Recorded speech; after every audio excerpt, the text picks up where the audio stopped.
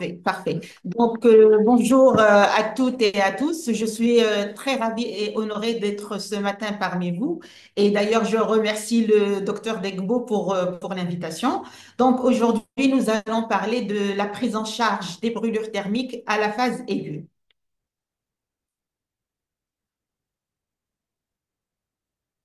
Alors, voilà. Alors, la brûlure est une destruction du revêtement cutané, parfois même des structures sous-jacentes, qui est secondaire à l'exposition à des agents thermiques, électriques, chimiques ou à des irradiations. Les brûlures thermiques sont de loin les plus fréquentes et ces brûlures ont des retentissements fonctionnels quand elles intéressent des zones fonctionnelles que les articulations ou les orifices tels que la bouche, les yeux, etc. Des retentissements esthétiques, bien sûr, et surtout un retentissement psychologique. Quand elles sont graves et étendues, elles engagent le pronostic vital. Alors, selon l'OMS, les brûlures sont un problème de santé publique mondiale puisqu'elles entraînent plus de 180 000 décès par an. La majorité de ces brûlures est secondaire à des accidents domestiques et de nature thermique. Les hommes sont plus touchés que les femmes et les brûlures thermiques sont de loin les plus fréquentes puisqu'elles présentent 80% de l'ensemble des brûlures, suivies par les brûlures électriques qui représentent 15% et les brûlures chimiques 5%. Alors, quand la surface brûlée est étendue, elle va entraîner une destruction tissulaire très importante. Cette destruction tissulaire sera à l'origine de désordres hémodynamiques qui peuvent engager le pronostic vital. Alors, la physiopathologie de ces brûlures, donc nous allons aujourd'hui parler surtout des brûlures thermiques qui sont donc les plus fréquentes. Donc, ces brûlures thermiques, elles surviennent dans des circonstances diverses. Les agents en cause sont variés. Donc, on peut avoir des brûlures par ébouillantement, par les flammes, le feu, les explosions, par des gaz chauds ou par contact avec des solides ou liquides brûlants. La brûlure thermique est caractérisée par une triade dite qui contient et la nature de l'agent causal, le degré de température de cet agent et la durée d'application. Donc, je m'explique. Donc, pour deux agents causaux différents, par exemple, nous prendrons l'exemple de l'eau et de l'huile, à un même degré de température, au même degré de température et même temps de contact de l'agent causal avec la peau, l'huile donnera des brûlures plus profondes que l'eau. Donc, la profondeur de la brûlure thermique, elle dépend de la nature de l'agent causal. Elle dépend aussi du degré de température, c'est-à-dire une eau dont le degré de température est supérieur, elle donnera des brûlures plus profondes. Et aussi, pour un même agent causal, plus le durée de contact de cet agent avec la peau et plus cette durée est grande, plus la brûlure sera profonde. Donc, les brûlures qui sont un traumatisme, qui est à la base un traumatisme local, peuvent avoir, quand elles sont graves et étendues, des conséquences générales. Alors, comment se manifestent ces retentissements? D'abord, la brûlure commence par la lésion locale, donc le retentissement local. Alors, quand on est devant ce traumatisme thermique, il y aura une augmentation de la chaleur au niveau des cellules qui entraînera la destruction cellulaire. Alors, c'est cette destruction cellulaire qui se manifeste localement par les brûlures. Un petit rappel sur l'histologie de la peau. Donc, comme nous le savons tous, la peau est constituée de trois couches. La couche la plus superficielle, c'est l'épiderme. Alors, c'est une couche faite d'un épithélium pavimenteux par un épithélium pavimenteux kératinisant qui est constitué essentiellement de cellules. La majorité de ces cellules sont les kératinocytes que nous voyons ici, les kératinocytes, mais on peut retrouver aussi des mélanocytes, des cellules de Langerhans et des cellules de Merkel. Alors, ces kératinocytes qui constituent l'épiderme, ils jouent un rôle important dans la cicatrisation, que ce soit des brûlures ou d'autres pertes de substances ou d'autres plaies. Je voudrais juste vous faire remarquer que ces kératinocytes, ils vont en profondeur, elles entourent ce qu'on appelle, nous, les annexes, c'est-à-dire le bulbe pileux. Donc, elles vont en profondeur. C'est juste pour vous montrer que quand la brûlure est profonde, c'est-à-dire elle va dépasser ce niveau-là, la cicatrisation peut être possible à partir de ces kératinocytes qui entourent le bulbe. Et donc, ensuite, il y a le derme, c'est la couche qui est au-dessous de l'épiderme. Ce derme, il est constitué de tissus conjonctifs, de terminaisons justement, de glandes sébacées, de récepteurs, de récepteurs nerveux. Il contient aussi les fibroblastes qui vont jouer un rôle important dans la cicatrisation. On retrouve deux niveaux au niveau du derme, le derme papillaire qui est superficiel et le derme réticulaire qui est le derme le plus profond. Et la couche la plus profonde est l'hypoderme qui est une couche adipeuse. Donc, comment se traduit les brûlures sur cette coupe histologique de la peau? Donc, nous distinguerons les brûlures superficielles et les brûlures profondes. Donc, quand est-ce qu'on dit qu'une brûlure est de premier degré? Quand seules les couches superficielles de l'épiderme sont atteintes. Ensuite, les brûlures de deuxième degré, il y a les deuxième degré superficiels où l'atteinte est de tout l'épiderme avec le derme papillaire et le deuxième profond, les brûlures de deuxième profond lorsqu'il y a une atteinte du derme réticulaire qui est le derme profond. Le troisième degré, atteinte de toutes les couches avec plus ou moins atteinte de l'hypoderme. Alors, ce retentissement général de ces brûlures, quand elles sont générales, les brûlures vont entraîner un syndrome inflammatoire réactionnel qui se manifeste par une hyperperméabilité capillaire, cette hyperperméabilité capillaire qui va donner la fuite d'électrolytes et aussi la libération des médiateurs chimiques de l'inflammation qui vont entraîner le syndrome inflammatoire. Donc, on va expliquer. Alors, la brûlure commence, donc ce phénomène commence dès la destruction thermique des cellules, des cellules cutanées. Alors, quand il y a ce traumatisme, il y aura un afflux massif de polynucléaires neutrophiles et l'activation de monocytes. Alors, ces cellules vont produire et libérer des cytokines et des médiateurs qui sont à l'origine de l'inflammation et donc de ce syndrome inflammatoire. Du moment qu'ils vont entraîner cette inflammation, ils vont aussi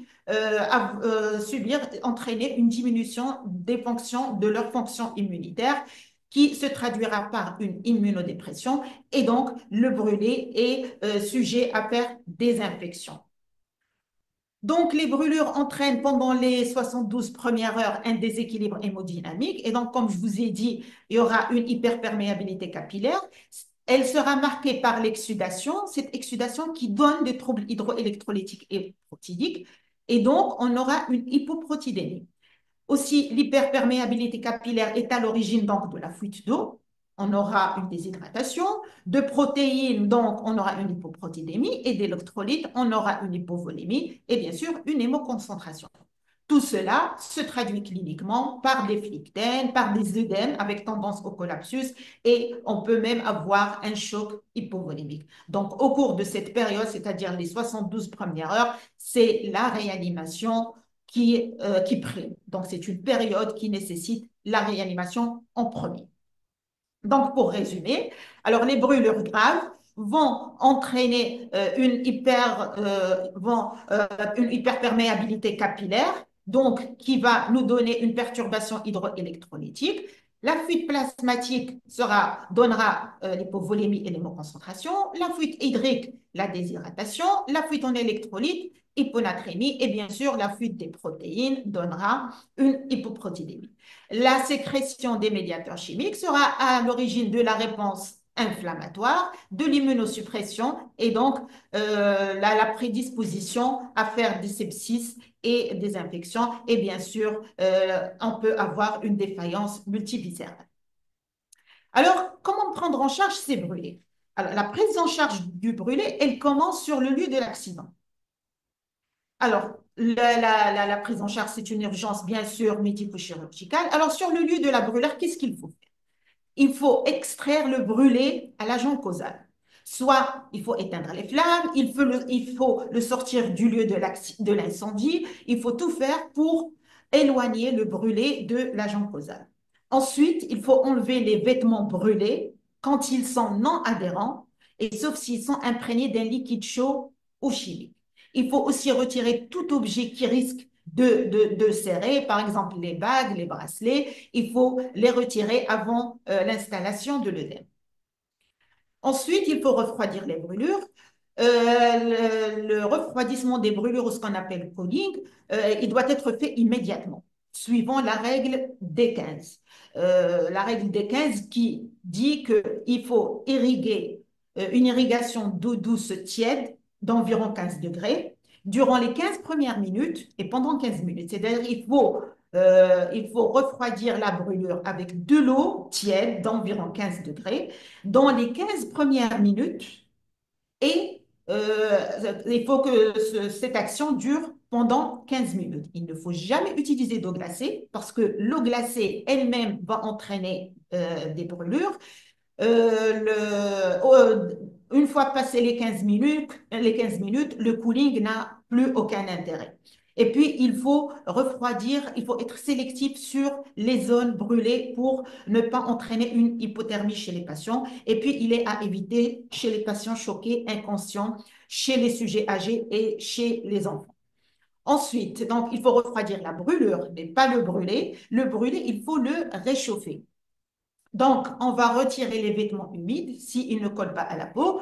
On va envelopper le brûlé ou les zones brûlées dans un champ stérile ou un drap humide et propre. Et il faut prévenir l'hypothermie par des couvertures. Ensuite, on va mettre en condition le brûlé. Il faut libérer les voies aériennes supérieures. Il faut assurer une ventilation efficace et adaptée, une oxygénothérapie à haut débit, soit par un masque. Il faut avoir minimum 94% de saturation, rechercher s'il y a un œdème au niveau des voies aériennes supérieures, s'il y a une obstruction, voir s'il y a une brûlure de la face ou du cou, s'il y a eu un blast et donc rechercher les lésions de blast et intuber le malade sur place s'il y a une détresse respiratoire. Il faut aussi prendre deux voies veineuses périphériques ou une voie veineuse périphérique et une voie centrale. Il faut mettre en place et commencer la réhydratation si la surface corporelle brûlée dépasse 15%. Arrêter un saignement si, par exemple, la brûlure survient dans un contexte de traumatisme, par exemple un accident, une défenestration avec un syndrome hémorragique, il faut arrêter donc le saignement, il faut administrer des antalgiques, sonder le brûlé si les brûlures sont dans une zone, si les brûlures au niveau du périnée. Bien sûr, il faut scoper le malade, il faut un monitorage continu pour surveiller la fréquence cardiaque, la pression artérielle et bien sûr la saturation et rechercher d'autres lésions associées parce que, comme j'ai déjà expliqué, cet incident et ces brûlures peuvent survenir dans différents accidents et le patient peut avoir un traumatisme crânien associé, thoracique, un traumatisme abdominal, des lésions de blast, etc. Alors, une fois le malade stabilisé, on va essayer de faire une évaluation primaire des brûlures.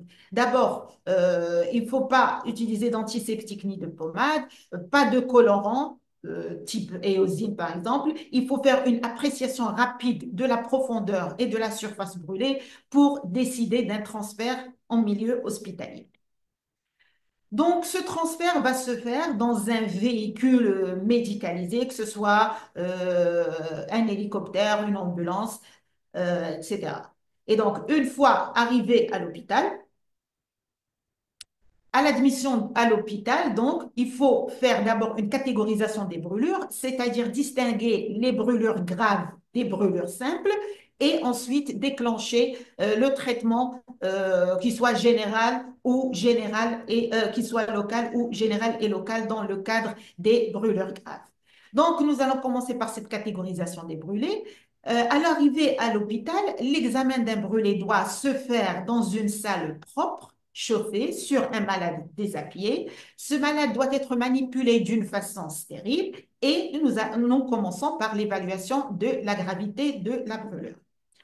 Alors, l'examen clinique du brûlé, il faut examiner et interroger le sujet sur le traumatisme, d'abord commencer par le traumatiser, c'est-à-dire avoir son identité, son âge, rechercher l'état, le diabète, une insuffisance rénale, etc., rechercher son poids, qui aidera les réanimateurs après pour déterminer la réanimation, rechercher l'heure du dernier repas et aussi il faut interroger soit le patient, soit la famille sur l'heure du traumatisme, le mécanisme et les circonstances de survenue de cet incident ou des brûlures, l'agent incriminé. Il faut estimer rapidement la superficie et la profondeur, s'il y a la localisation des lésions pour rechercher les lésions graves et voir si cet accident était associé à un traumatisme, à une explosion ou à une intoxication. Il faut aussi rechercher lors de l'examen clinique le syndrome d'inhalation par la recherche de suie autour des narines, de la bouche ou sur les dents, rechercher des brûlures des poils narinaires, une toux irritative avec expectoration striée de suie, le changement de la voix du sujet brûlé et voir s'il y a une brûlure faciale. Aussi, dans le cas d'un effet de blast, il faut rechercher un œdème lésionnel, la rupture des voies aériennes et ou une rupture vasculaire, rechercher une compression des structures intrathoraciques et rechercher la contusion pulmonaire. Il faut aussi, dans ce cas, faire une fibroscopie bronchique qui peut montrer soit une destruction superficielle de la muqueuse, et on parlera du stade 1, le stade 2 où la destruction est profonde de la muqueuse, stade 3 et 4 où la destruction de la sous-muqueuse est plus ou moins étendue. Nous ferons aussi un ECG, une radio, nous demanderons une radio pulmonaire, un bilan biologique et bien sûr, selon les cas et surtout dans le cas d'une brûlure de la face, un avis ophtalmologique et l'avis ORL seront demandés. Dans le cas d'une explosion, quand il y a un effet blast, l'avis ORL et pneumologique seront demandés. Dans le cas d'un accident, bien sûr, selon la zone atteinte et l'organe cible, on fera et on demandera d'autres avis. Alors, quels sont les critères de gravité de la brûlure? La gravité d'une brûlure, elle s'évalue sur 4 critères. D'abord, sur sa profondeur, sur l'étendue de la surface cutanée brûlée, sur la localisation des brûlés et sur la survenue de certains facteurs de gravité qui sont associés à cette brûlure. Il faut juste noter que toute brûlure grave nécessite l'hospitalisation. À chaque fois qu'on retrouvera ces critères de gravité, un de ces critères, il faut envoyer le malade à un service pour l'hospitaliser et de préférence à un centre de traitement des brûlés. Nous commencerons par la profondeur. Alors, comment estimer la profondeur? La profondeur, c'est un élément déterminant qui permet de pronostiquer les capacités de cicatrisation et d'orienter les choix thérapeutiques. Le diagnostic de la profondeur repose essentiellement sur l'examen clinique des lésions et sa fiabilité dépend de l'expérience de l'examinateur. On distingue 4 degrés de profondeur de la brûlure. Les brûlures du premier degré, comme nous l'avons montré tout à l'heure sur la coupe histologique de la peau. Donc, quand les brûlures touchent les couches superficielles de l'épiderme, on parle de brûlures de premier degré. Elles se manifestent par le classique coup de soleil, par un érythème. La guérison se fait généralement en quelques jours sans cicatrice. Et puis, ces brûlures de premier degré ne sont pas prises en compte dans l'évaluation de la surface cutanée brûlée. On ne les prendra pas en compte quand on voudra estimer la surface cutanée brûlée. Ensuite, nous avons les brûlures du deuxième degré. Là, toute la hauteur de l'épiderme et plus ou moins profondément le derme sont atteints. Et c'est la gravité du derme et l'atteinte du derme qui déterminera et qui permettra de différencier entre les brûlures de deuxième degré superficielles et les brûlures de deuxième degré profond. Donc, les brûlures de deuxième degré superficiel, ici, toutes les couches de l'épiderme sont atteintes. Les lésions sont limitées au derme papillaire, c'est-à-dire à la couche superficielle du derme, parce que rappelez-vous, le derme est constitué d'un derme papillaire qui est superficiel et du derme réticulaire qui est profond. Donc, dans les brûlures de deuxième degré superficiel, toutes les couches de l'épiderme sont atteintes, mais le derme, il n'y a que le derme papillaire qui est atteint. Un signe pathognomonique clinique des brûlures de deuxième degré superficiel est la flictène. Et quand on enlève cette flictène, nous tombons sur un derme qui est rouge, suintant et très douloureux. Les brûlures de deuxième degré, donc superficielles, il y a trois tests cliniques pour vérifier que le derme profond est sain et donc pour pouvoir poser le diagnostic de ces brûlures superficielles de deuxième degré superficiel. D'abord, le test de sensibilité. Alors, le test de sensibilité, c'est-à-dire que la douleur, elle est vraiment, la brûlure, elle est très douloureuse parce que sur les récepteurs, la brûlure est tellement superficielle que les récepteurs de la douleur n'ont pas été brûlés. Donc, le brûlé sentira la douleur. Et donc, ces brûlures sont très douloureuses. Plus les douleurs sont douloureuses, plus elles sont superficielles. Et plus les brûlures sont profondes, plus elles sont indolores. Donc, le test de la sensibilité, la brûlure, elle est douloureuse. Il y a aussi le test de décoloration du derme à la pression qui sera positif, c'est-à-dire quand on appliquera une pression sur la zone brûlée, il va y avoir une décoloration, mais dès qu'on enlèvera la pression, le tissu va se recolorer normalement. Et puis, il y aura le test de résistance des poils à l'arrachement. On va essayer d'arracher les poils. Les poils, ils vont résister parce que le bulbe n'est pas brûlé, le bulbe qui est au niveau du derme profond. Et donc, c'est ce qui nous permet de diagnostiquer que c'est une brûlure de deuxième degré superficielle. Ces cicatrices superficielles vont cicatriser en 10 à 15 jours sans laisser de séquelles ni de cicatrices. Les brûlures de deuxième degré profond, donc là, on retrouvera la destruction du derme réticulaire avec une atteinte partielle de la jonction dermo-épidermique. Les annexes épithéliales ne sont pas totalement détruites, ce qui permettra la cicatrisation. La cicatrisation reste possible, c'est comme je vous ai montré sur l'image. Il y a les kératinocytes qui entourent le bulbe qui est profond et qui, quand il n'est pas brûlé, permettra la cicatrisation. Et donc, c'est à partir de là que la cicatrisation reste possible. Il n'y a pas de lésion clinique caractéristique pour les brûlures de deuxième degré profond. Le diagnostic de ces brûlures est difficile, même pour un praticien entraîné, et c'est l'évolution qui va permettre de trancher. Sur la photo, nous voyons un brûlé, une personne victime de brûlure par de l'eau de cuisson du riz. Donc là, la photo, c'est à J1 de la brûlure. Et la deuxième photo, c'est à J6 de la brûlure. Et vous remarquerez que les brûlures se sont approfondies. Donc, si on avait estimé la profondeur le premier jour, on se serait trompé parce que vraiment, l'évaluation exacte s'est faite après et nous a montré qu'il y a des brûlures, des zones de brûlure profondes. Alors que sur la première, on ne voit pas vraiment s'il y a des zones profondes. Donc, ces brûlures de deuxième degré profond, elles sont aggravées par la dessiccation, par l'infection locale ou par un état hémodynamique instable.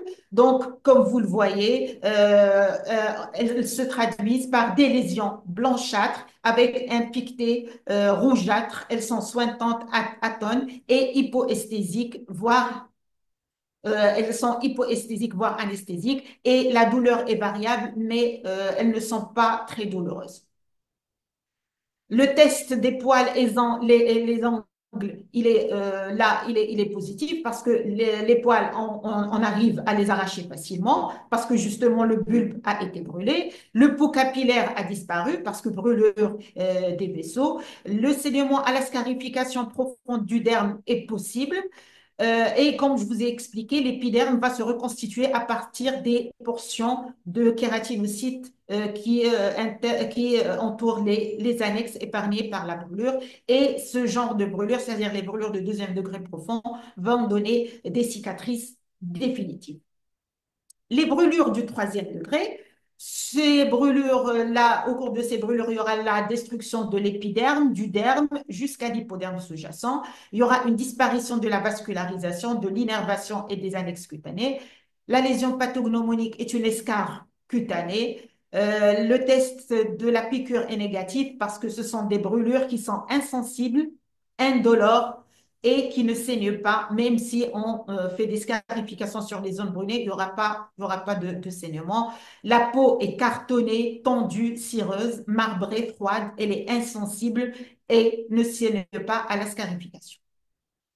On peut des fois visualiser un réseau veineux sous-cutané. Ce réseau veineux est coagulé. Quand il y a ce réseau veineux, c'est pathognomonique du troisième degré. Il n'y a pas de guérison spontanée possible. Ces brûlures nécessitent l'excision chirurgicale et la couverture par une greffe pour permettre leur guérison. Et bien sûr, la rançon cicatricielle ici est fonctionnelle, sans lourde. Donc, revenons à notre coupe histologique. Donc, généralement, les brûlures, elles sont classées en brûlures superficielles et brûlures profondes. Les brûlures superficielles sont les brûlures de premier degré et de deuxième degré superficielles. Ce sont des brûlures qui vont guérir sans séquelles et en maximum 10-15 jours. Les brûlures profondes, qui sont les brûlures de deuxième degré profond et les brûlures de troisième degré, c'est des brûlures qui vont demander plus de temps pour cicatriser. Généralement, elles cicatrisent en plusieurs mois. Elles nécessitent la greffe de peau pour la couverture et des fois même d'autres techniques de chirurgie réparatrice. Là, je vous montre des images de brûlure du quatrième degré. Le quatrième degré, la brûlure, elle atteint toutes les structures, que ce soit la peau, le tissu adipeux, les muscles. Des fois même, elle arrive au niveau de l'os. Et là, c'était une brûlure électrique. Donc, juste pour vous montrer qu'il y a un stade 4. Malheureusement, qu'on ne rencontre pas beaucoup, mais qu'il existe. Alors, un petit tableau récapitulatif pour faire le diagnostic rapide du degré de la classification de la brûlure. Quand la brûlure est de premier degré, généralement, elle est rouge, elle est hyperalgique, c'est-à-dire elle est douloureuse. La lésion pathognomonique est l'érythème et le test de résistance, les poils, ils vont résister à l'arrachement. Les brûlures de deuxième degré superficielles, généralement, le derme est rose. Elles sont très douloureuses. La lésion pathognomonique est le flictel et le test de résistance. Là, les poils vont résister à l'arrachement. Les brûlures de deuxième degré profond, donc la couleur est blanche. Ce sont des zones qui sont hypoesthésiées. Il y aura un placard blanc et les poils sont faciles à arracher. Les brûlures de troisième degré, leur couleur est généralement le noir. C'est des zones anesthésiées, indolores. La peau est cartonnée et nécrosée et les poils sont faciles à arracher. Maintenant, passons à l'estimation de la surface cutanée brûlée. Pour estimer cette surface cutanée, nous utilisons la règle des 9 de Wallace. Cette règle, alors où chaque segment du corps est un multiple de 9. Par exemple, le tronc, c'est la face antérieure du tronc 18, c'est-à-dire 9 fois 2. L'extrémité céphalique 9 avec 4,5% pour la face antérieure et 4,5% pour la face postérieure. Les membres aussi. Donc, chaque zone de l'organisme correspond à un chiffre qui est un multiple de 9, excepté les organes génitaux où c'est 1% et la paume de la main 1%. Cette technique ne peut pas être utilisée chez les enfants. Nous avons une deuxième technique qui est la technique de la paume de la main qui représente 1%, mais la paume de la main du brûlé. La paume de la main du brûlé représente 1% et on essaiera de calculer la surface par rapport au nombre enfin, la surface de la paume de la main du brûlé. Cette technique peut être utilisée chez les enfants aussi. Et puis, il y a des tableaux qui sont prédéfinis, comme la table de Land et Browder, où à chaque segment de corps correspond un pourcentage exact et des fois qui varie même avec l'âge. Il y a aussi une application eBurn qui a été développée par le CH de Saint-Luc à Saint-Joseph qui nous aide à estimer cette surface corporelle brûlée. Donc, une brûlure est dite grave quand elle dépasse 5% de la surface corporelle chez un nourrisson, quand elle dépasse 10% de la surface corporelle chez l'enfant et chez le sujet âgé, et quand elle dépasse 15% chez l'adulte. Donc, à chaque fois qu'on est devant un brûlé dont la surface corporelle dépasse ces pourcentages, il faut se dire que c'est une brûlure qui est grave et il faut l'adresser à l'hôpital. Troisième critère de gravité des brûlures, c'est la localisation des brûlures. Alors, quand la brûlure atteint la face est un critère de gravité parce que la face va entraîner des œdèmes spectaculaires.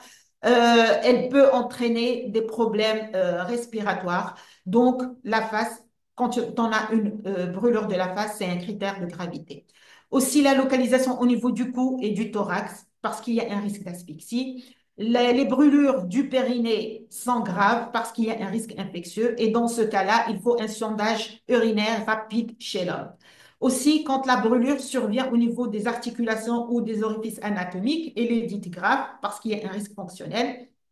Et quand la brûlure, quand on a une brûlure circulaire au niveau d'un membre, là aussi, c'est un critère de gravité parce que cette brûlure circulaire peut entraîner un syndrome de Loge. Les autres facteurs de gravité des brûlures sont l'âge. Donc, toute brûlure chez un enfant de moins de 5 ans ou chez un sujet de plus de 60 ans est considérée comme grave. Une brûlure qui survient chez un diabétique, un immunodéprimé, chez un sujet qui souffre d'une insuffisance respiratoire cardiaque ou rénale, là aussi, c'est grave. Il y a aussi les lésions associées à cette brûlure. Par exemple, une brûlure avec inhalation de fumée, avec inhalation de gaz toxiques, une brûlure avec blast, explosion, une brûlure avec un polytraumatisme, tout ça sont des brûlures qui sont graves. Et aussi l'agent causal, quand on est devant une brûlure chimique, une brûlure électrique ou radiologique, ces brûlures-là sont considérées comme étant des brûlures graves. Aussi, il y a des pronostics, des scores pronostiques qui nous permettent d'évaluer du risque vital d'une brûlure. Nous avons le score de Beau. Ce score de Beau, qui est la somme de la surface corporelle brûlée avec l'âge. Par exemple, nous avons un brûlé qui a par exemple 30 ans et qui a une surface corporelle brûlée de 40%. Donc, le score de Beau sera 40 plus 30 et donc 70. Le score de Beau de ce sujet est de 70. Quand ce score est supérieur à 75, c'est un mauvais pronostic, la brûlure est de mauvais pronostic et au-delà de 100, les chances de survie sont très minces.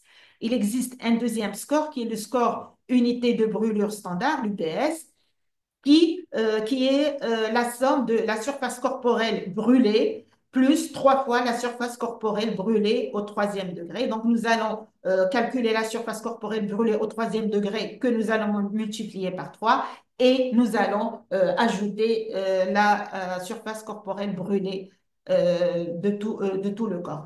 Donc, ce score dit que les brûlures sont graves quand il est entre 100 et 150 et il est létal au-delà de 150.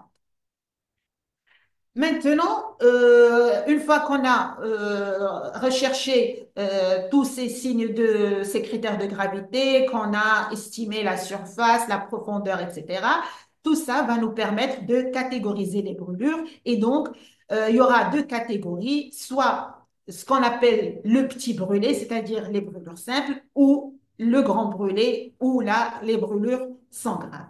Alors, quand est-ce qu'on parle d'un petit brûlé? Quand la surface corporelle brûlée est inférieure à 10% chez l'adulte et 5% chez l'enfant, quand la surface brûlée en troisième degré est inférieure à 1%, quand la face, les mains et le périnée sont épargnés, ne sont pas brûlés, et quand il n'y a pas d'atteinte respiratoire. Ces patients peuvent être suivis en ambulatoire, c'est des brûlures simples. Quand la surface corporelle de deuxième degré est supérieure à 20%, la surface corporelle de troisième degré est supérieure à 10%, quand c'est une brûlure électrique à haut voltage ou une brûlure thermique avec atteinte respiratoire, quand il y a un tableau de polytraumatisme, quand il y a des tares associées ou quand c'est un petit brûlé avec des conditions sociales défavorables, on parle là d'un grand brûlé et qui nécessite l'hospitalisation en urgence. Donc, les critères d'hospitalisation d'un brûlé sont, s'il vous plaît, retenez bien, l'âge inférieur à 3 ans ou supérieur à 60. Une surface cutanée brûlée qui dépasse 15% de la surface cutanée totale chez l'adulte, qui dépasse 5% chez le nourrisson, 10% chez l'enfant et le sujet âgé. Aussi, quand on est devant une surface corporelle au troisième degré qui représente au moins 10% de la surface cutanée brûlée, une brûlure de la face, des mains et du périnée est une brûlure qui est grave. Quand on est devant une brûlure circulaire des membres, il faut hospitaliser le malade. Aussi, quand la brûlure survient dans un incendie en espace clos ou qu'il y ait une explosion, que la brûlure aussi survient lors d'un accident de la circulation, ce sont des critères de gravité. Il faut hospitaliser le malade et aussi quand la brûlure est de nature électrique, chimique ou radiologique, il faut hospitaliser le malade.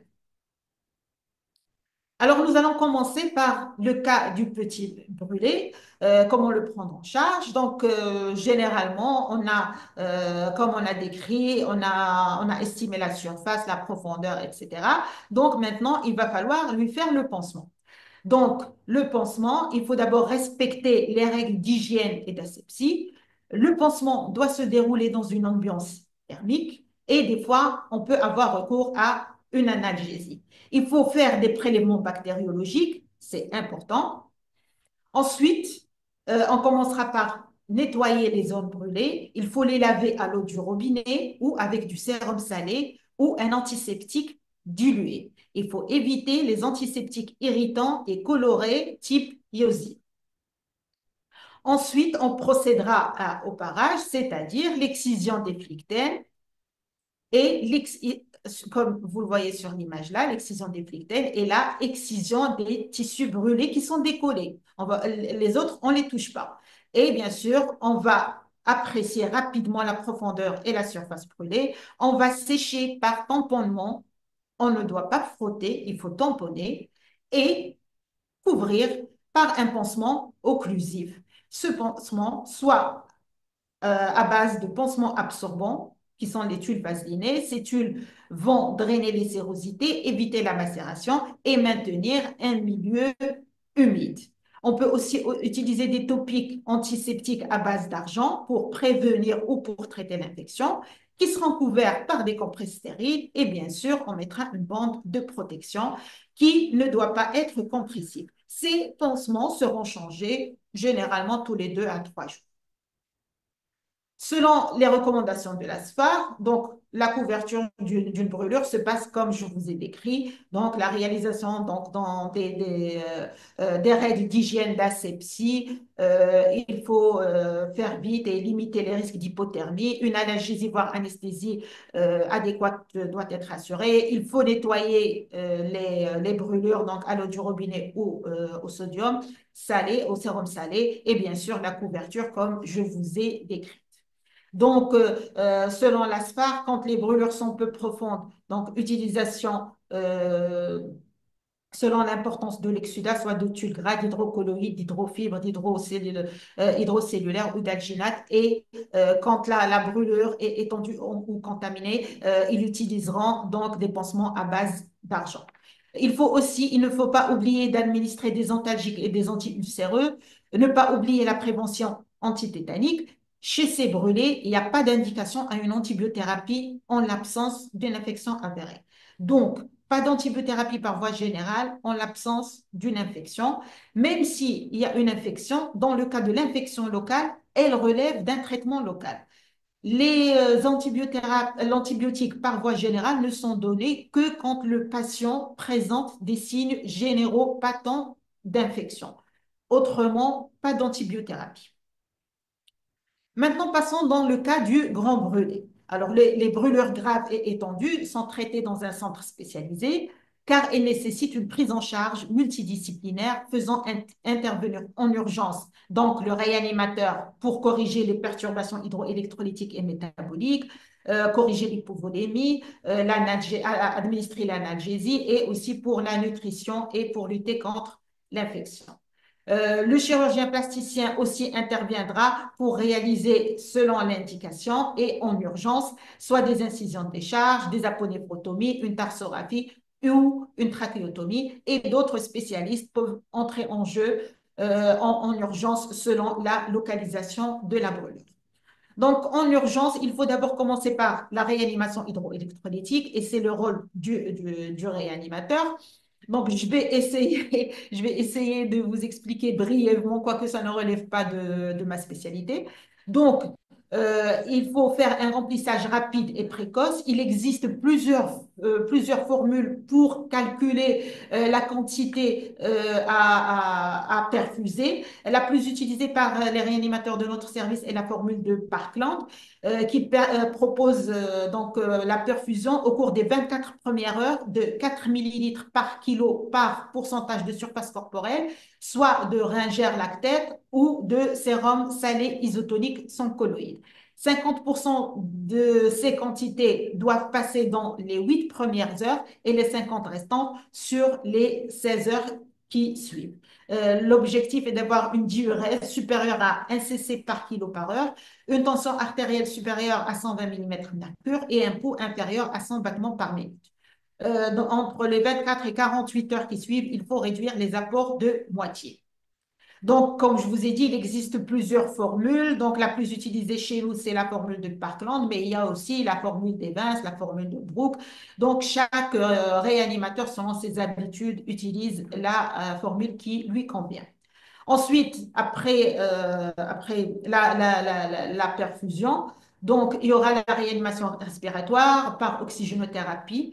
Le malade peut être intubé quand il est victime de brûlures profondes de la face et du cou, quand il y a une suspicion d'inhalation, quand il y a un œdème glottique et quand il y a des expectorations de suie. Des fois, l'intubation est difficile à cause de l'œdème glottique. C'est à ce moment-là qu'intervient le chirurgien pour réaliser une trachéotomie.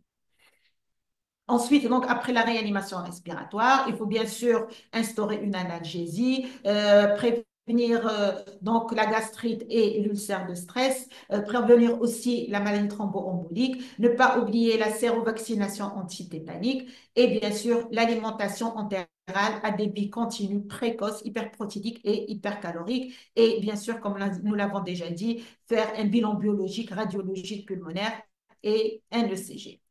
Donc, devant un brûlé inconscient, il faut toujours, parce que généralement, quand on reçoit les brûlés, ils sont toujours conscients. Quand il est inconscient, il faut penser à un état de choc, à une intoxication au CO, à une intoxication au cyanure d'hydrogène ou à un traumatisme crânien. Donc, ensuite, une fois le brûlé est réanimé, maintenant va commencer le rôle du chirurgien. Donc, après que l'état hémodynamique du brûlé soit stabilisé, on va le passer dans une baignoire. Comme vous voyez sur l'image, c'est les baignoires du service du centre de brûlé de l'hôpital militaire.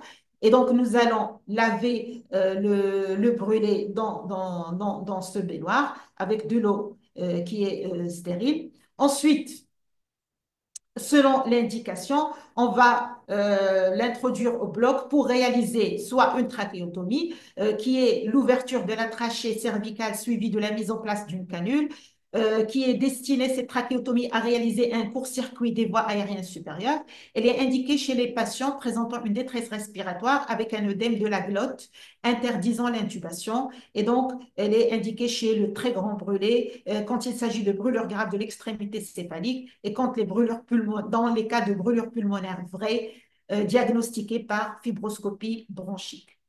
Le chirurgien intervient aussi en urgence en réalisant des tarsorapies de protection. C'est un geste qui est chirurgical simple, qui permet l'occlusion temporaire de la fente palpébrale pour protéger la cornée et éviter l'ectropion cicatriciel. Elles sont indiquées dans le cas des brûlures de deuxième degré de la face et surtout quand il y a des brûlures des paupières. Alors, elle consiste en la suture du bord libre des deux paupières supérieures et inférieures. Elle est réalisée généralement au cours des 3 ou 4 premiers jours. Pardon.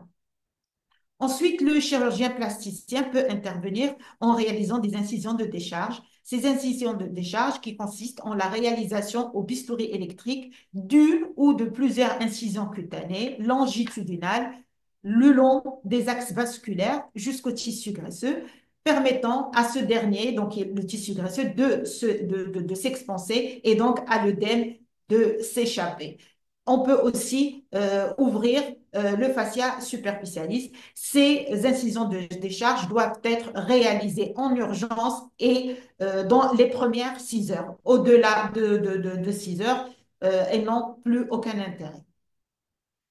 Elles sont donc indiquées dans le cas des brûlures profondes et circulaires, que ce soit au niveau des membres, du thorax, du cou et voire même de la verge. Parce que la brûlure profonde et circulaire va faire un effet garrot. Cet effet garrot va entraîner une abolition des poux d'aval et donc entraîner une ischémie distale. Et donc, pour enlever cet effet garrot, il faut faire ces incisions. Au niveau de la main, en cas de brûlure profonde de la face dorsale de la main, les incisions sont radiaires et sont réalisées au niveau des espaces intercostaux, interosseux, comme vous voyez sur la photo. Au niveau du thorax, on réalise des incisions très transversales et longitudinales pour libérer l'ampliation thoracique dans les deux axes. Ensuite, il y a les aponevrotomies. Alors, ces aponevrotomies sont indiquées lorsqu'il y a une brûlure circulaire du troisième degré dont les incisions cutanées de décharge ne sont pas réalisées assez rapidement, c'est-à-dire une brûlure de troisième degré et circulaire qui a été vue en retard, c'est-à-dire au-delà des 6 heures. À ce moment-là, on ne se contentera pas de réaliser les incisions de décharge, mais de faire des aponevrotomies. Aussi, quand la brûlure dépasse d'emblée le plan aponévrotique, c'est-à-dire dans le cas de carbonisation, dans le cas de brûlure électrique, il faut réaliser des aponévrotomies et dans ce cas-là, il faut ouvrir le fascia musculaire. Donc, comme vous voyez sur l'image ici, lors d'une brûlure électrique, la réalisation est, comme vous voyez, l'ouverture du fascia, de l'aponévrose du muscle, le muscle, et là, on est en train d'ouvrir l'aponévrose. Donc, vous voyez le muscle. Donc, ça, c'est des images d'aponévrotomie. Alors, le chirurgien peut aussi intervenir en urgence donc, pour réaliser une chirurgie de sauvetage. Dans le cas d'exposition d'éléments nobles, comme une articulation qui est ouverte, un tendon à nu, un vaisseau à nu, une fracture ouverte, un intestin grêle à nu, des méninges encéphales à nu ou de l'os dépériosté. Dans ce cas-là, il est amené à couvrir par des lambeaux et des fois, quand il y a des brûlures qui sont vraiment très, très profondes, des brûlures de quatrième degré, on est amené à faire des amputations en urgence. Donc là, vous avez une brûlure de troisième degré. Donc, après parage, on était devant une perte de substance de l'avant-bras. Donc, après barrage, les tendons étaient à nu. Et donc, cette brûlure, on l'a couverte par un lambeau inguinal de McGregor. Donc, ça, c'était pendant les premières 48 heures. Au-delà des 48 premières heures, c'est la greffe qui va sauver notre brûlé. Dans les premières heures, c'est la réanimation qui sauve le malade. Dans les 48, au-delà des 48 premières heures, c'est la greffe qui va sauver notre patient et la réanimation va préparer le geste chirurgical. Donc, quand on a dépassé donc les 48 heures, il y a deux principes qui s'opposent pour la prise en charge des brûlures profondes. Il y a soit la cicatrisation dirigée, soit l'excision greffe précoce. Et le chirurgien plasticien est toujours devant un dilemme. Quoi choisir? Quoi privilégier et quoi indiquer? Est-ce qu'il doit indiquer la cicatrisation dirigée ou l'excision greffe précoce? Donc, la cicatrisation dirigée, c'est un traitement conventionnel qui se base sur les pansements. Il permet d'attendre pour confirmer le diagnostic de profondeur et bien sûr de limiter les greffes aux zones profondes qui ne vont pas cicatriser spontanément. Donc, la cicatrisation dirigée, quand elle est indiquée, donc c'est dans un but parce qu'on a des surfaces qui sont brûlées, mais qui ne sont pas, comme je vous ai montré sur la première photo, la profondeur n'est pas encore bien délimitée. Donc, au lieu d'aller exciser tous les tissus, c'est-à-dire ceux qui sont profonds, toutes les brûlures profondes et moins profondes, c'est-à-dire superficielles, on va attendre un peu par la cicatrisation dirigée, on va attendre que ces brûlures se délimitent et à ce moment-là, les greffes seront limitées aux zones qui sont profondes et qui ne vont pas cicatriser spontanément parce que le reste aura cicatrisé spontanément. Ça, c'est la méthode sage, on va dire. Mais des fois, non, des fois, il faut intervenir en urgence. On n'a pas le choix. Il faut faire une excision greffe en urgence. Voilà, donc l'excision greffe précoce, c'est un traitement qui est radical et c'est le traitement idéal des brûlures profondes. Elle peut être immédiate, réalisée immédiatement dans les premières 24 heures. Elle est dite précoce quand elle est réalisée dans les 8 premiers jours d'évolution ou au-delà de 21 jours pour les brûlures qui n'ont pas cicatrisé. Elle va réduire la surface des tissus brûlés et donc facilite la réanimation médicale. C'est-à-dire, quand elle réduit, quand on excise et on greffe, on va réduire la surface cutanée brûlée. Et quand cette surface cutanée brûlée, qui, rappelez-vous, est un des critères de gravité de la brûlure, quand on va réduire cette surface cutanée brûlée, on va faciliter la réanimation médicale et on va permettre de contrôler les troubles métaboliques et de diminuer le risque infectieux.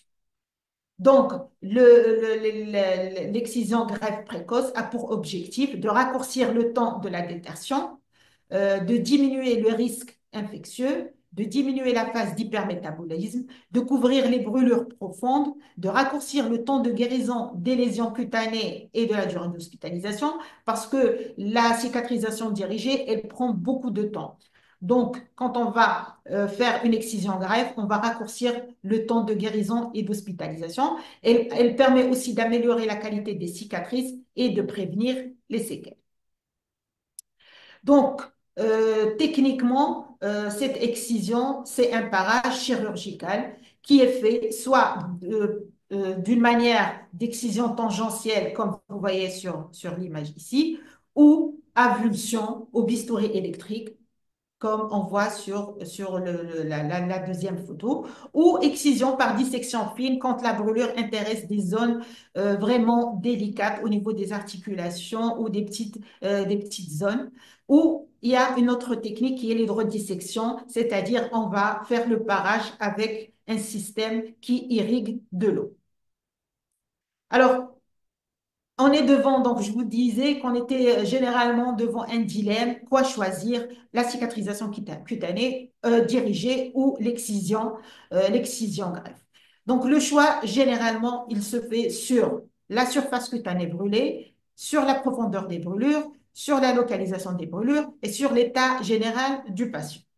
L'excision greffe, elle est indiquée, elle est de nécessité, elle est obligatoire quand les brûlures profondes sont très étendues et qu'elles menacent le pronostic vital. Il faut vraiment, quand les brûlures sont étendues, il faut diminuer cette surface corporelle brûlée et donc le seul moyen, c'est de couvrir et donc on va faire une excision greffe précoce. Elle est de principe quand la brûlure elle siège au niveau de certaines zones fonctionnelles telles que les articulations par exemple, il faut faire cette excision greffe précoce pour ne pas avoir de retentissement fonctionnel. Mais sinon, la cicatrisation dirigée, comme je vous ai expliqué, reste une solution raisonnable pour ne pas détruire tous les tissus et ceux qui allaient cicatriser spontanément et ceux qui n'allaient pas cicatriser. Non, on préfère laisser du temps, 3 semaines, pour que les brûlures superficielles puissent cicatriser et que seules les cicatrices profondes, les brûlures profondes qui ne cicatriseront pas d'elles-mêmes restent bien limitées et à ce moment-là, on aura à greffer des zones de plus petite surface. Donc, la greffe cutanée, donc, il s'agit du prélèvement d'une portion de peau saine d'une zone du corps pour la transplanter dans une autre zone du corps. Il existe différents types de greffes selon leur origine. Donc, la greffe autologue, c'est la greffe que nous allons prélever au niveau du brûlé lui-même. L'allogreffe, ce sont des greffes qui sont prélevées au niveau d'un être humain autre que le brûlé lui-même. Les xénogreffes, ce sont les greffes prélevées sur les animaux, comme le zédarme qui est prélevé sur la peau de cochon, sur les cochons. Et puis, il y a des greffes combinées. Il y a aussi, les greffes sont classées par leur épaisseur. Il y a la greffe de peau mince qui est prélevée par un dermatome, et c'est celle qu'on utilise généralement chez les brûlés. Et il y a la peau totale, qui est, elle, on va la prélever chirurgicalement grâce à une lame. Et puis, il y a la greffe en pastille. La greffe de peau mince est prélevée par un dermatome, soit électrique, comme nous voyons sur l'image, ou par un dermatome mécanique. La technique de prélèvement, donc on va choisir un site donneur. Généralement, toutes les zones qui ne sont pas brûlées peuvent être un site donneur, mais généralement, quand les cuisses sont disponibles, on commence par les cuisses. Et puis, toutes les zones atteintes par brûlure superficielle qui ont déjà cicatrisé, on peut prélever sur ces zones brûlées déjà cicatrisées. Ensuite, une fois on a prélevé, la greffe, on va la faire passer dans un meshcraft pour l'amplifier et pour l'expanser, pour avoir une surface plus grande de cette greffe qui va nous permettre de gagner de la peau. Et ensuite, comme vous voyez là sur l'image, c'est une peau qui est expansée par le meshcraft, ici.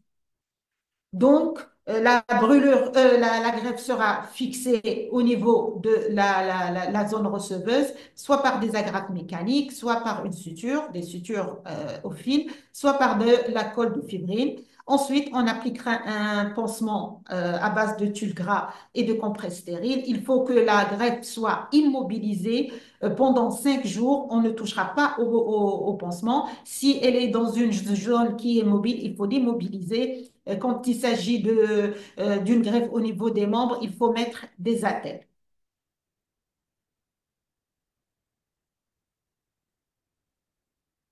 Alors là, généralement, j'avais une vidéo qui ne marche pas. C'était pour vous montrer la technique de prélèvement de greffe. Donc, elle ne marche pas.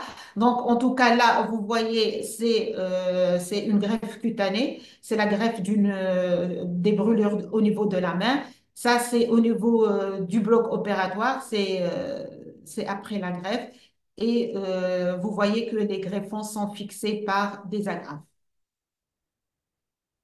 Et là, on a fait des mouchetures au niveau de la greffe. C'est pour permettre d'évacuer d'éventuels hématomes parce que la greffe doit être appliquée directement sur la zone brûlée. Donc là, voilà les greffes 5 jours après l'intervention. Les greffes, quand elles ont bien tenu, elles ont cet aspect-là. Et là, c'est des greffes au niveau de tout le membre supérieur.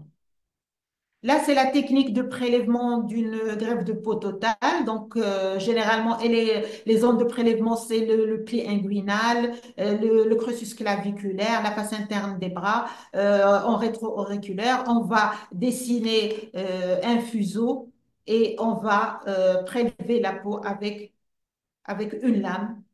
Après cette peau, on va la dégraisser. On va effectuer des mouchetures là aussi pour évacuer l'hématome et pour que la greffe soit bien appliquée. Et on va bien sûr la fixer soit avec des agrafes ou avec du fil. Alors, d'autres traitements qu'il ne faut pas oublier dans la panoplie des traitements des brûlés à la phase aiguë, c'est la rééducation fonctionnelle qui est d'une importance capitale chez les brûlés. Elle doit être entreprise le plus tôt possible. Des attelles de posture seront confectionnés dans le but d'éviter les rétractions articulaires. Les mobilisations articulaires sont fondamentales afin d'éviter les enraidissements et aussi, la rééducation est importante pour minimiser les complications de décubitus qui sont surtout les escarres. Et puis, on insiste sur la prise en charge psychologique de ces patients qui ont vécu, bien sûr, un traumatisme très, très important. En conclusion, donc, les brûlures représentent un véritable problème de santé publique. La prévention reste l'unique moyen pour diminuer leur incidence et leur gravité. Elle passe donc cette prévention par l'éducation des parents et des professionnels aux règles élémentaires de la sécurité, que ce soit dans leur foyer ou sur les lieux de travail. Cette prévention consiste à poser des détecteurs de fumée, à bannir les petites bonbonnes de gaz En tout cas, nous, ici au Maroc, on en a beaucoup. À faire attention aux objets chauds quand on est en présence des enfants et à apprendre à la population les comportements à appliquer en cas de brûlure.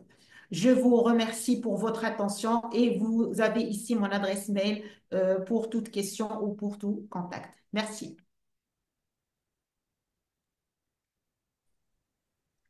Merci beaucoup, professeur Ribac, pour cette présentation très riche et éclairante.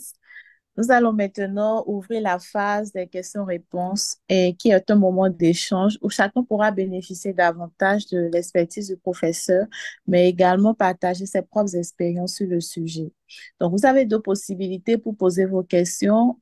La première possibilité, c'est de lever virtuellement la main afin d'intervenir directement en activant votre micro une fois invité ou d'écrire directement votre question dans le chat et je me ferai un plaisir de la relayer au professeur. Donc, je vous encourage à participer activement, à partager vos préoccupations ou des cas pratiques ou à poser toute autre question qui pourrait enrichir notre discussion. Merci. La parole est à vous.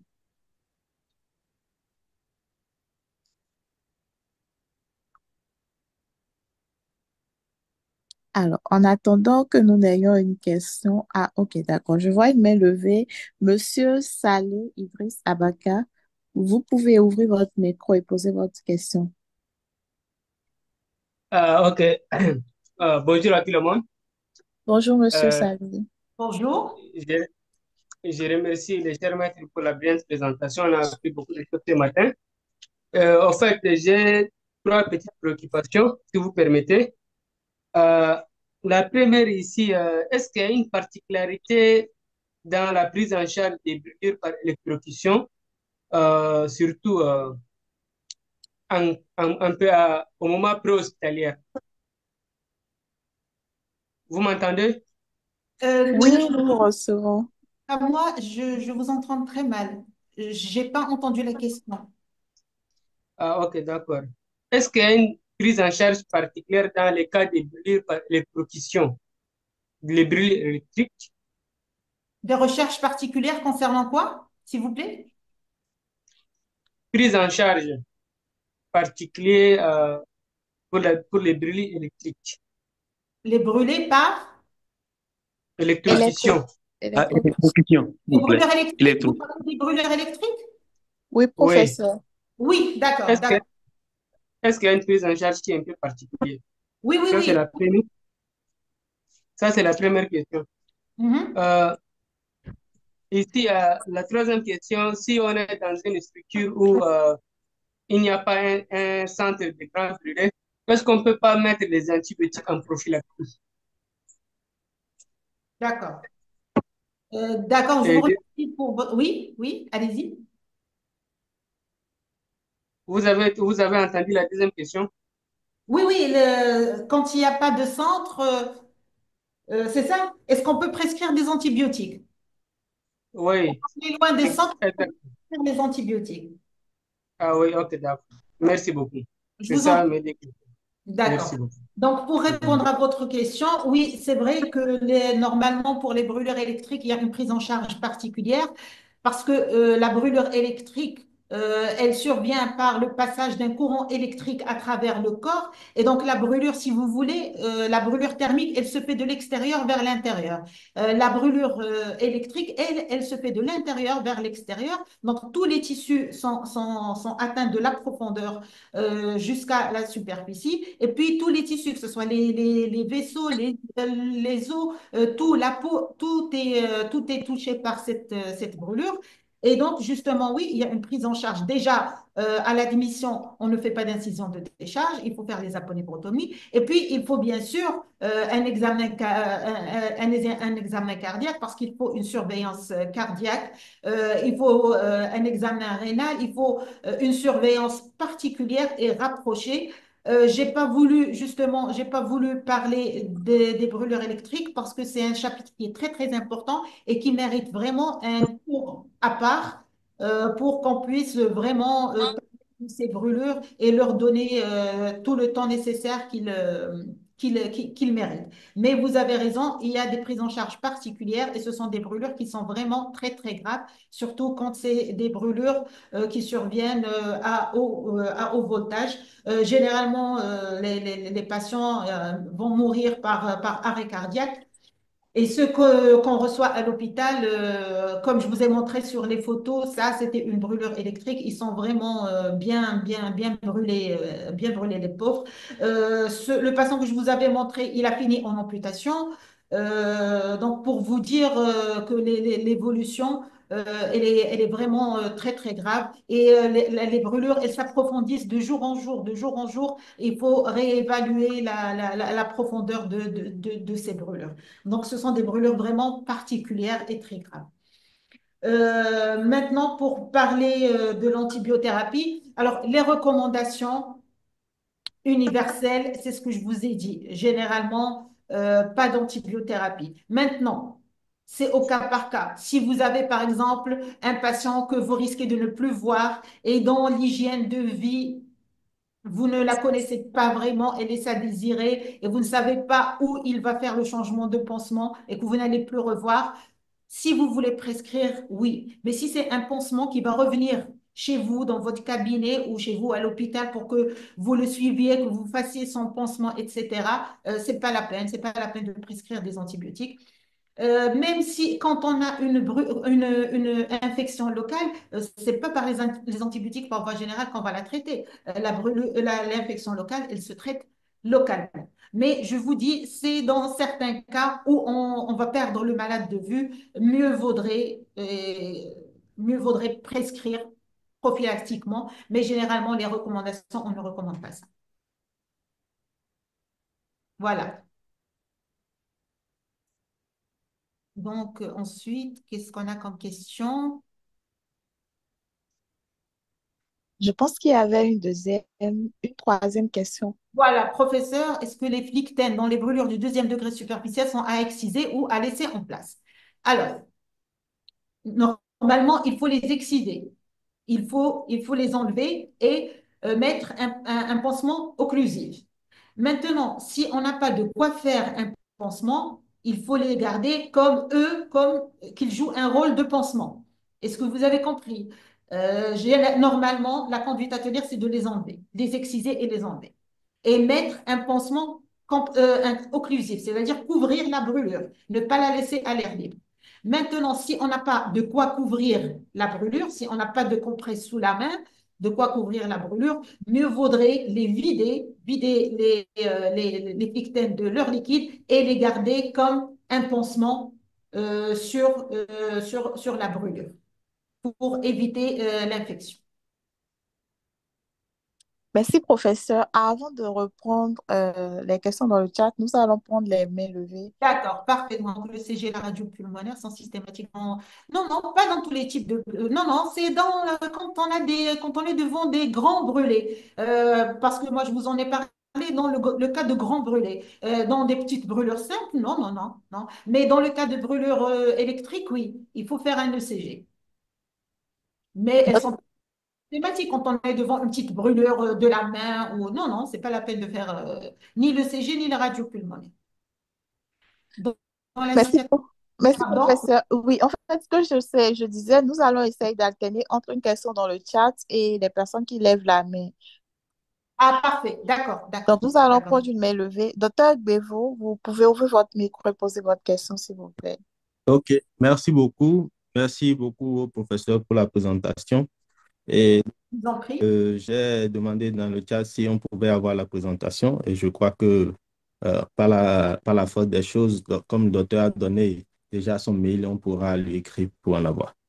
Euh, ma, Oui, je peux vous la donner par la suite, sauf que je vais enlever les photos des patients. Je ne sais pas s'ils seront d'accord pour avoir leurs photos. Mais sinon, oui, oui, bien sûr que vous pouvez avoir. Je vous enverrai. Vous avez mon adresse mail et je vous enverrai la présentation.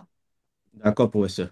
Déjà, merci beaucoup pour le thème qui a été proposé ce jour, auquel on s'est soumis et qu'on a pu avoir encore beaucoup de connaissances. Mais moi, ma préoccupation, déjà, c'est par rapport aux conditions dans lesquelles nous travaillons. Moi, je suis au Bénin Mhm. et je suis dans la Liborie, une zone qui est très reculée. à 4h30 de parcours. Et nous recevons dans la grande majorité des patients qui sont vraiment de grands brûlés.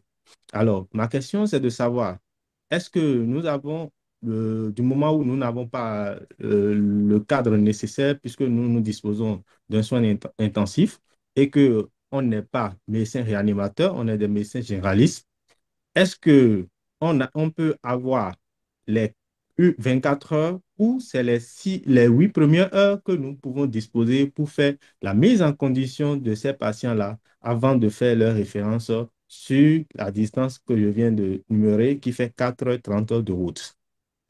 Vous faites la mise en condition, vous ne vous souciez pas du temps parce que s'il y a beaucoup de temps, il y a beaucoup de temps, vous n'y pouvez rien. Vous faites ce que vous devez faire et ce qu'il y a à faire, c'est la mise en condition et vous transférez. Vous ne Ok. perdez pas de temps, vous serez rapide, mais vous faites ça dans le règle de l'art. Vous faites la mise en condition et vous transférez vers le centre le plus proche. Ok, d'accord. Par rapport à la prise en charge au pansement des brûlés, vous avez fait des propositions de plusieurs produits, mais nous, dans notre zone ici, nous n'avons accès que à la biafine. Et nous combinons dans notre pratique quotidienne pour la prise en charge des brûlés, nous combinons la bétadine quand on est déjà à 6 à 7 jours de pansement. Nous combinons la bétadine dans de compresses, et des compresses avec de la biafine pour faire le pansement occlusif. Est-ce que c'est recommandé? Non, déjà la biafine, c'est juste pour les brûlures superficielles. Quand c'est des brûlures profondes, non. Et puis, que ce soit la biafine ou la bétadine, c'est des matériaux qui vont donner un pansement qui est sec. Alors que pour la brûlure, il faut que le pansement soit humide. OK. Vous voyez, il faut hydrater la brûlure. Il faut que le pansement soit humide. Est-ce que vous avez de la vaseline? Non, Même pas de la vaseline. non, Donc, il faudra mettre, non, justement, il faut mettre un topique qui soit gras. Il faut des pansements gras. C'est soit de la vaseline, soit de la flamazine, surtout pour les brûlures profondes. d'accord, Il faut du gras parce qu'il faut humidifier la brûlure pour qu'elle puisse guérir et cicatriser.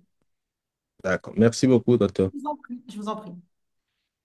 Alors, dans la cicatrisation dirigée, quelles sont les pommades exigées ou nécessaires à appliquer en fonction des phases de cicatrisation? Alors, ça, c'est une très bonne question. Il y a beaucoup de pommades et de topiques, mais pour pouvoir comprendre ce mécanisme, il faut d'abord comprendre la cicatrisation dirigée. Et donc, moi, j'aimerais vous refaire, parce que j'ai aimé vous faire de ce cours, j'ai aimé être parmi vous. Je verrai avec le docteur Degbo s'il y a moyen de faire un cours sur la cicatrisation. À ce moment-là, je vous expliquerai. Parce que pour la cicatrisation dirigée, comme vous savez, la cicatrisation, elle passe par plusieurs phases. Il y a la phase de détertion, c'est la première phase où c'est comme vous voulez, si vous voulez, où on va nettoyer la brûlure ou la plaie. Donc, c'est la première phase. Ensuite, la phase de bourgeonnement et à la fin, la phase d'épithélialisation. Donc, toutes ces trois phases, et à chacune de ces phases, il y a une pommade qui est le plus recommandée. Donc, pour vous dire, pour la cicatrisation dirigée qui passe par ces trois phases, donc, à chacune des phases, par exemple, au début, on peut mettre de la flamazine, on peut, comme je vous ai expliqué, un pansement gras à base de flamazine ou à base de ce que vous voulez, un pansement gras avec de la vaseline, avec de la flamazine, avec de l'argent, ce que vous voulez. Une fois que la phase d'épithélialisation commence, à ce moment-là, il faut mettre des corticoïdes parce que c'est la phase d'épithélialisation. Donc, ça dépend de la phase de la cicatrisation. Et donc, c'est soit un pansement gras qui est pro-inflammatoire, soit à la fin et surtout quand on a un bourgeon qui a dépassé les limites de cicatrisation, il faut appliquer des corticoïdes et donc des pansements anti-inflammatoires. Donc, pour faire la cicatrisation dirigée, le plasticien, il est amené à jongler entre les pansements pro-inflammatoires et les pansements anti-inflammatoires. J'espère avoir répondu à votre question.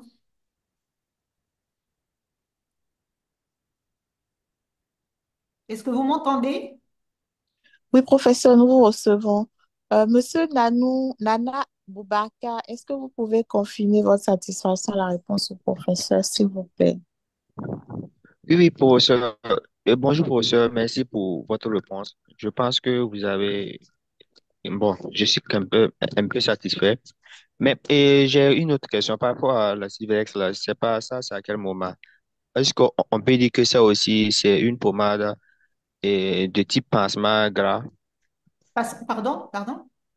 Silverex, Ah, je ne connais c'est dans pas. la même famille que Flamazine, là où bien. Oui, parfait, parfait. Ben oui, vous pouvez l'utiliser. Bien sûr que vous pouvez l'utiliser.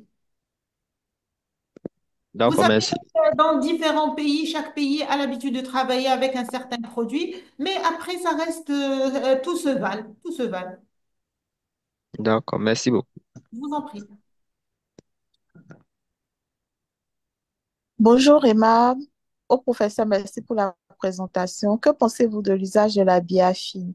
Aussi, voudrais-je mieux comprendre l'utilisation des tuiles? Alors, la biafine, elle est utilisée que dans les brûlures superficielles. Et moi, dans ma pratique courante, je n'utilise plus de biafine, sincèrement, parce que quand vous l'appliquez sur une brûlure, elle a tendance à sécher. Et pour l'enlever, on a du mal. Et surtout que quand c'est des brûlures superficielles, elles sont très douloureuses. Et donc, pour enlever la couche de biafine, il faut bien frotter et tout. Donc, moi, je préfère d'autres.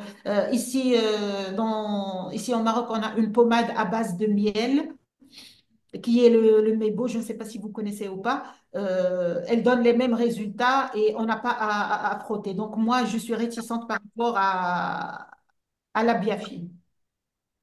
Et votre deuxième question, s'il vous plaît, c'était? Je voudrais mieux comprendre sur l'utilisation des tuiles. Oui, ben, le tuile, c'est une interface. C'est juste pour que le pansement n'adhère pas sur la brûlure. Que lors du changement de pansement, ça soit pas douloureux. Vous voyez ce que je veux dire? Docteur Messon, est-ce que vous avez satisfaction à vos différentes questions, s'il vous plaît? Si, merci beaucoup. Merci, j'ai bien compris. Ok. La prochaine question nous vient de monsieur ou madame Mawa. Que pensez-vous, s'il vous plaît, de la biogaz? Oui, ça reste un pansement gras. Ça reste un pansement gras, mais on ne l'utilise plus. Nous, on l'utilise plus. On utilise les pansements gras à base de vaseline, pas de biogaz. Mais c'est un pansement gras qu'on peut Merci, utiliser dans les brûlures superficielles. merci, professeur. Prochaine question. Au niveau des critères d'hospitalisation, âge inférieur à 3 ans et supérieur à 60 ans, est-il systématique, même s'il s'agit d'un petit brûlé? Non, non, Deuxième non, question. non, non, non, non, c'est pas systématique. Mais quand avec l'âge il y a la surface, il faut bien sûr hospitaliser. Mais si on a par exemple un sujet âgé avec une petite brûlure de deuxième degré superficielle avec une petite surface, non, non, non, non, non. C'est à vous de juger après. Moi, je vous ai donné les critères, mais il faut bien sûr à vous de juger. Si c'est un sujet, par exemple, âgé avec qui est diabétique et qui a, par exemple, une brûlure de la face et des mains, il faut hospitaliser. Merci, professeur. Prochaine question. Que pensez-vous de l'usage la, du beurre du Vitellaria paradoxa dans la prise en charge des brûlés? En tout cas, moi, quel que soit le produit naturel, parce que même ici, il y a des gens qui préconisent de soigner par le miel et tout. Donc, quel que soit le produit naturel, à mon avis, moi, il n'est pas stérile. Il n'est pas stérile. Si un produit est traité dans un laboratoire et qu'il est stérile et qu'on peut l'utiliser, pourquoi pas. Mais si le produit n'est pas traité et qu'on le prenne de la nature et qu'on le mette, non, moi, j'ai peur de l'infection et non, non, non. Je ne pense pas. Et ça, c'est mon avis. C'est mon avis.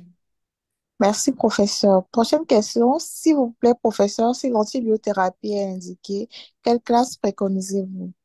Alors, d'abord, au départ, c'est des antistaphes ou carrément de l'amoxicilline protégée. Mais après, c'est selon l'antibiogramme. Parce que vous, rappelez-vous, pour les brûlés, on fait des prélèvements bactériologiques systématiques. Donc, après, on va, selon l'antibiogramme, on va adapter l'antibiothérapie.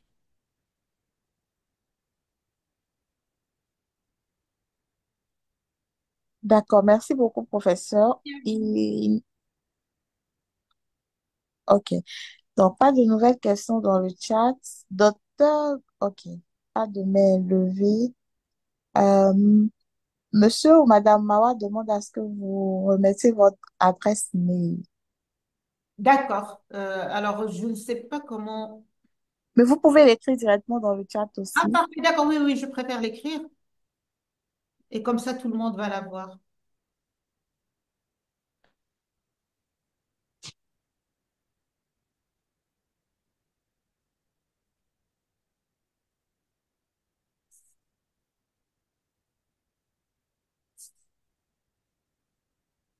Voilà, vous l'avez. Merci, professeur. Si vous avez des cas à discuter, si vous voulez mon avis sur n'importe quoi, peut-être concernant les brûlés ou n'importe quel autre sujet concernant la chirurgie plastique et réparatrice, n'hésitez pas à m'envoyer vos photos et je vous donnerai mon point de vue. Merci, merci beaucoup, C'est moi professeur. qui vous remercie. C'est moi qui vous remercie. Je suis certaine que c'est très apprécié par tous les participants. Nous avons Monsieur Dr. Bevo. Vous pouvez ouvrir votre micro et poser votre question, s'il vous plaît. Ok, merci beaucoup. Je voudrais un peu avoir des éclaircissements par rapport à l'évaluation de la surface corporelle brûlée. Euh, Pardon? Par rapport à l'évaluation de la surface corporelle brûlée, Oui, oui, oui. que quand nous avons une brûlée de premier degré, que Mhm. on est là dans l'évaluation de surface corporelle brûlée. Et ça, j'en ai tenu compte. Maintenant, par rapport à l'utilisation des règles de neuf de Wallace, j'ai Mhm. un peu de difficulté. Je donne Mhm. un exemple. On a dit qu'au niveau de la face, c'est 4,5%. Oui, oui.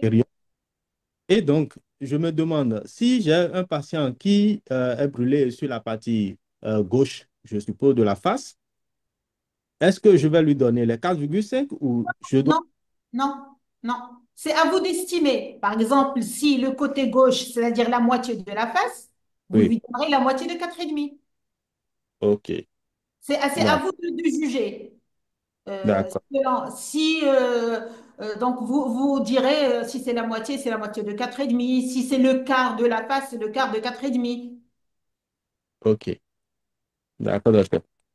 Et Maintenant, c'est valable pour tout le corps.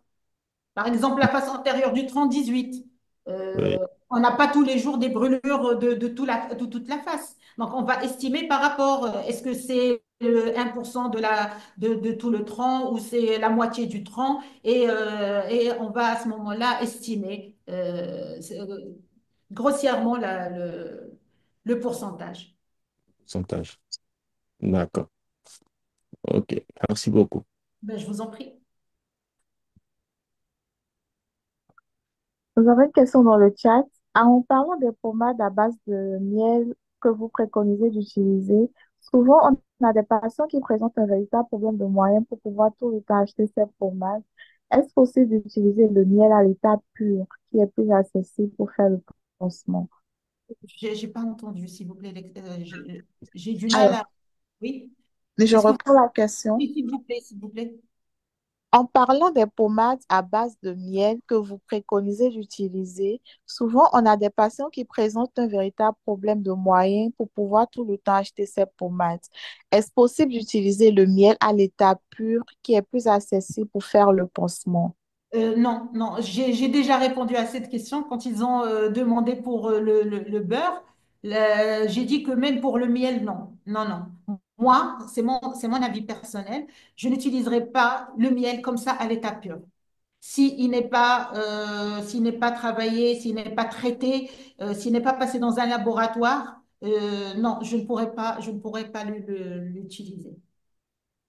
Merci, professeur. Prochaine question.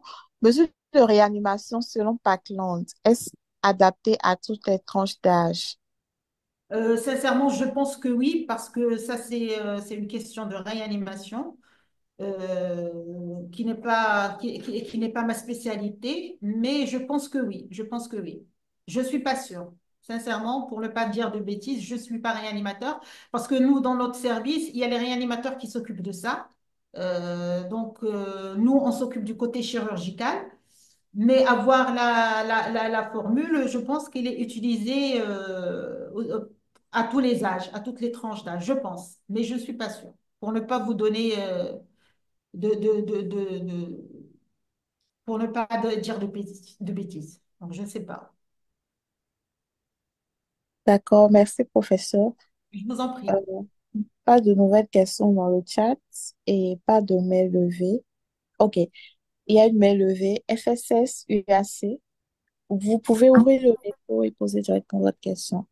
Oui, bonjour, c'est le professeur Zoumeno. Bonjour, Oui, professeur. comment Bonjour. allez-vous? Oui, bonjour. Merci beaucoup à vous pour votre présentation. Je voulais juste intervenir par rapport à l'une des dernières questions sur la règle de Parkland ou la règle d'Evans. Est-ce qu'on peut les utiliser vraiment? Oui, celui qui pose la Oui, question. oui, oui. Oui, ils sont utilisés justement chez nous. La réanimation, elle se base sur cette formule de Parkland. À ça, Oui, j'en suis. je voulais répondre justement à la Ah, personne d'accord. qui a posé la question parce que dans la pratique, effectivement, on se retrouve avec des calculs qui donnent des volumes très importants et effectivement, on ne peut pas toujours passer ces volumes-là en réalité en réanimation et faire très attention au patient qui est brûlé, qui a une brûlure au niveau des voies respiratoires et on se fonde sur la diurèse qui n'était pas présent. On avait une oligoanurie au début, et puis au cours du remplissage, on recommence à avoir une bonne diurèse, on commence à diminuer. Et aujourd'hui, quand on fait le calcul, on n'atteint pas les 75% réellement de ce qui est obtenu comme chiffre. Et de plus en plus, on modifie la règle de Parkland. Mais c'est au cas par cas. Si on commence à remplir que la durée s'améliore, que la fonction rénale est bien, on ralentit et on D'accord. surveille. Merci beaucoup. Merci à vous de nous avoir éclaircis. Ben voilà, vous avez votre réponse là. Je vous remercie, docteur.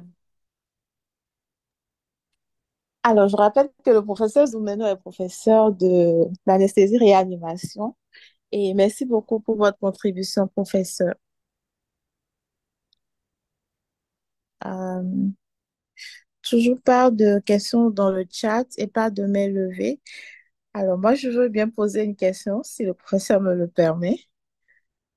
Alors, dans la prise en charge, vous avez eu à parler de la rééducation fonctionnelle et vous avez insisté sur l'importance de la démarrer le plus tôt possible.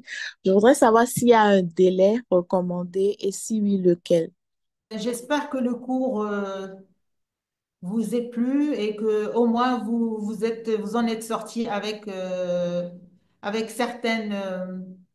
certaines recommandations et certaines informations sur la prise en charge des brûlés.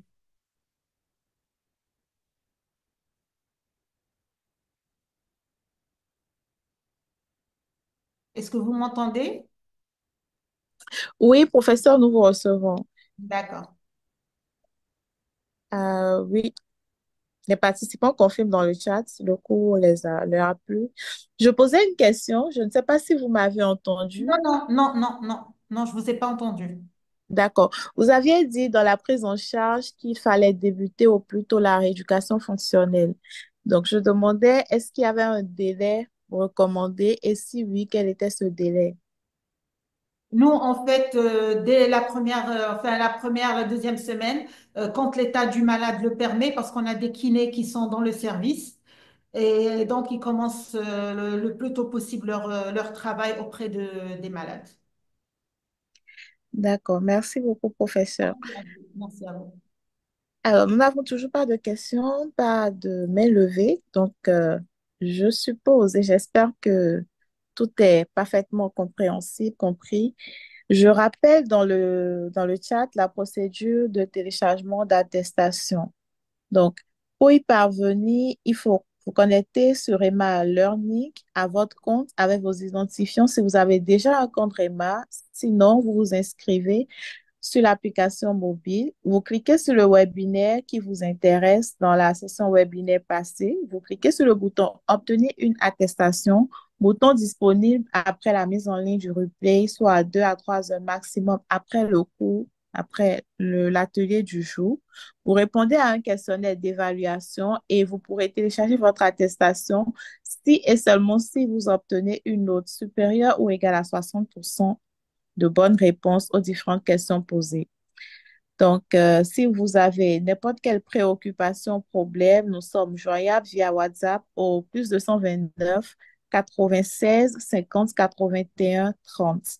Merci beaucoup à tous pour votre participation. Merci beaucoup, professeur, et au plaisir de vous revoir pour un prochain webinaire. Au revoir et excellent week-end à tous.